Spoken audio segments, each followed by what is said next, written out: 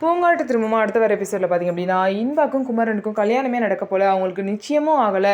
இந்த இன்பா தான் தேவையில்லாமல் ஆனந்திக்கிட்ட போய் சொல்லியிருக்கா அப்படிங்கிற எல்லா விஷயத்தையும் குணா வந்து தெரிஞ்சுக்கிட்டாங்க. தெரிஞ்சுக்கிட்டு போய் ஆனந்திக்கிட்ட சொல்கிறாங்க, நான் ஒரு உண்மை சொல்லட்டுமா அப்படின்னு சொல்லிட்டு குணா வந்து பார்த்திங்கன்னா ஆனந்திக்கிட்ட எல்லாத்தையும் சொல்கிறாங்க. இன்பா அவங்ககிட்ட சொன்னது எல்லாமே போய், குமரன் சாருக்கு இன்பா மேலே கொஞ்சம் கூட இன்ட்ரெஸ்ட் இல்லை. அவங்க கல்யாணத்தை பற்றி பேசினாலும் குமரன் சார் வேணவே வேணான்னு தான் சொல்லியிருக்காரு. அப்படி இருக்கும்போது இன்பா தான் உங்ககிட்ட போய் சொல்லியிருக்கா, எங்களுக்கு நிச்சயம் ஆயிடுச்சு, கல்யாணம் ஆக போகுது அப்படின்னா உன்கிட்ட வேணும்னே உன்னை வெறுப்பேற்றுறதுக்காக போய் சொல்லியிருக்கா அப்படின்னு கேட்கவும், ஆனந்தி வந்து என்ன எதுக்கு அவை வெறுப்பேற்றணும் அப்படின்னு சொல்லிட்டு கேட்குறாங்க.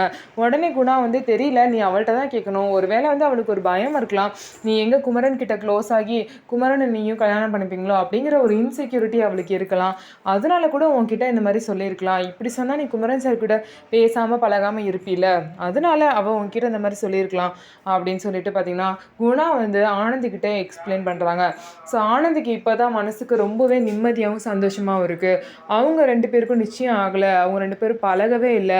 ஸோ இன்பா தான் போய் சொல்லியிருக்கா. மற்றபடி குமரனுக்கு அவங்க மேலே கொஞ்சம் கூட இன்ட்ரெஸ்ட் இல்லைன்னு தெரிஞ்சதுக்கப்புறம் தான் ஆனந்தியோட மனசே ரொம்பவே சந்தோஷமாக இருக்குது. இதுக்கப்புறமா வந்து ஆனந்தி தன்னோட காதலை குமரன் கிட்ட சொல்கிறாங்களா இல்லையா அப்படின்னு சொல்லிட்டு வெயிட் பண்ணி பார்ப்போம். நம்ம வீடியோ உங்களுக்கு பிடிச்சிருந்தா நம்ம வீடியோவை லைக் பண்ணிக்கோங்க, மறக்காமல் நம்மளோட சேனலை சப்ஸ்கிரைப் பண்ணிவிட்டு பாருங்கள்.